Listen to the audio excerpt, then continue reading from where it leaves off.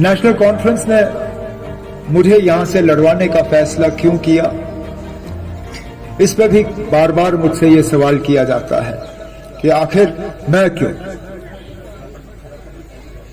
शायद इसलिए कि एक तो नई दिल्ली का, एजेंसियों का, बीजेपी, आरएसएस, मुख्तलिफ तंजीम जो नेशनल कॉन्फ्रेंस के खिलाफ हैं, उनका सबसे ज्यादा जोर अगर कहीं देखने को मिल रहा था वो यहाँ शुमाली कश्मीर, बारामूला, कुपवारा पार्लिमानी हलके पे। लेकिन उसके साथ साथ ये भी सही है कि हम जिस दौर से गुजर रहे हैं बहुत नाजुक दौर है। हमारे बुजुर्ग साथी जो यहां बैठे हैं उनको याद होगा, बिल्कुल इसी तरह के हालात, थोड़ा सा इनसे हटके एक दौर ऐसा था जब सियासी तौर हम सब गुलाम थे। हमारी आवाज में कोई दम नहीं था, हमारी आवाज सुनने के लिए कोई तैयार नहीं था। एक राजा ने दूसरे राजे को हमें बेच के जो है हमें बदल दिया। जिस तरह आज हम बाजार में सामान खरीदते हैं, जिस तरह आज हम बाजार में माल मवेशी खरीदते हैं, इसी तरह एक राजा ने हमें बेचा और दूसरे राजा ने हमें खरीदा। यही हमारी हैसियत थी, इससे ज्यादा नहीं। सियासी तौर गुलामी के हम शिकार थे, लेकिन उसके साथ साथ इक्तिसादी तौर भी हम गुलाम थे। जिस जमीन पे हम काम करते थे उस जमीन पे हमारा कोई हक नहीं होता था, हमें अपने पानी पे हक नहीं होता था, हमें अपनी हवा पे हक नहीं था। लेकिन उस दौर में एक लीडर पैदा हुआ, थे वो मास्टर। लेकिन यहाँ के हालात देख के वो इतने परेशान हुए कि उन्होंने कहा नहीं, मुझे अपने लोगों को इस मुश्किल से निकालना होगा। उस शख्स का नाम था बाबा कौम शेख मोहम्मद अब्दुल्ला। पहले तो उन्होंने हमें सियासी गुलामी से आजादी दी। जहां आए मीटर में से पैसा जो है वो निकलता रहता है। आज कम से कम बिजली का बिल जो है देहात के इलाकों में महीने का 1640 रुपए।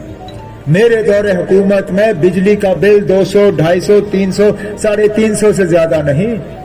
आज 1640 रुपए कम से कम। एक बल्ब लगाओ तो 1640 रुपए का आपका बिल। बिजली का टैक्स, पानी का टैक्स, सब चीज। और फिर ये कहते हैं इन्होंने हमें खुशहाल किया, एक नया जम्मू कश्मीर बनाया। तभी तो हम तबाही और बर्बादी की तरफ जा रहे हैं। इन नौजवानों से पूछें कितनी सख्ती का सामना इनको करना पड़ता है। वेरिफिकेशन के नाम पे इनको पासपोर्ट नहीं मिलता, वेरिफिकेशन के नाम पे इनको नौकरी नहीं मिलती, वेरिफिकेशन के नाम पे इनको बैंक का लोन नहीं मिलता। ये जाए तो जाए कहां? और इनका कोई कसूर नहीं है। ये कहा जाता है इनको तो जन्म लिए हुए 18-20 साल नहीं हुए, इन्होंने तो गलती से भी बंदूक के तरफ उठ के देखा भी नहीं। अगर इनका कोई कसूर है वो यही है कि इनका कोई दूर दराज इलाका कभी मिलिटेंट बना हुआ था। अरे 90 में तो सब बह गए थे। जो मेरे खिलाफ वो सेब लेके घूम रहा है, क्या उसने मिलिटेंट की तंजीम यहां खड़ी नहीं की? क्या उसके वालिद साहब पार जाके बंदूक नहीं लाए? अगर उसको पासपोर्ट मिल सकता है, अगर उसको पासपोर्ट, बैंक का लोन और ये सब चीजें मिल सकती हैं, मेरे इस नौजवान को पासपोर्ट और बैंक का लोन और सरकारी नौकरी क्यों नहीं मिल सकती? मेरे वक्त में, और फारूक साहब गवाह है, ये मेरे डीसी थे श्रीनगर में जब मैं वजीर आला था। हमने ये ब्लैक लिस्ट का सिलसिला खत्म किया था। हमने कहा मिलिटेंट का बच्चा मिलिटेंट नहीं है, मिलिटेंट का दामाद मिलिटेंट नहीं है, मिलिटेंट का पोता मिलिटेंट नहीं है। आप सिर्फ इस चीज के लिए किसी को सजा नहीं दे सकते हो क्योंकि उनका कोई रिश्तेदार मिलिटेंट था। लेकिन इन लोगों ने वो जो है ब्लैक लिस्ट का सिलसिला दोबारा शुरू किया। हमने पार से ये जो लोग गए थे ट्रेनिंग करने के लिए, लेकिन बंदूक लेके वापस नहीं आना चाहते थे, हमने उनके लिए रास्ता खोला नेपाल से। देखिए ना, जब हम बात करते हैं तो एक फर्द के लिए नहीं करते, जब हम कोई काम करते हैं तो एक के लिए नहीं करते, हम जब करते हैं तो सबके लिए करते हैं। हमने जब यहाँ नए एडमिनिस्ट्रेटिव यूनिट खोले, जब हमने यहाँ ब्लॉक बनाए, तहसीलें बनाई, न्याबतें कायम की, वो किसी एक को फायदा पहुंचाने के लिए नहीं था, वो पूरे कौम को फायदा पहुंचाने के लिए था। आज हजारों की तादाद में नौजवान जो है वो जेल में दर-बदर की ठोकरें खा रहे हैं। किन किन का मैं जिक्र करूं, जिनको जम्मू कश्मीर के बाहर जेलों में रखा गया है, जिनका कोई कसूर नहीं है, कोई केस नहीं है उनके खिलाफ, बस उठा के पहुंचा दिया हुआ है बाहर। हम जब बात करेंगे तो उन सब हजारों नौजवानों के लिए बात करेंगे जिनको वहां जेल से निकाल के हमने यहां वापस लाना है।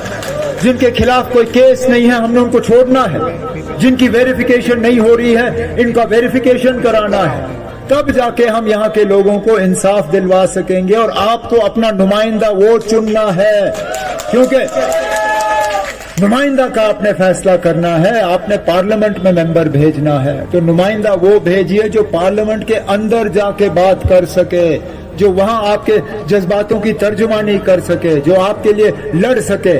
और इस लड़ाई में, जिस लड़ाई का जिक्र सदोत्रा साहब ने किया, जिस लड़ाई का जिक्र मोंगा साहब ने किया, जिस लड़ाई का जिक्र फारूक शाह साहब ने और शौकत मीर साहब ने किया, इस लड़ाई में ये लड़ाई हम अकेले नहीं लड़ सकते, हमने इस लड़ाई में और दोस्तों को शामिल करना है। इसलिए बहुत जरूरी है कि आप नेशनल कॉन्फ्रेंस के उम्मीदवार को यहां से कामयाब करके, ताकि हम औरों को जोड़ें, हम इस कारवां को बढ़ाते रहें, ताकि इंशाअल्लाह उस दौर, जिस दौर के लिए हम सपना देख रहे हैं, ख्वाब देख रहे हैं, खुशहाली का, इज्जत का, वकार का, पहचान का, वजूद का, उसको हम दोबारा हासिल करें। तो इसलिए मैं ये अपील और ये गुजारिश करने आया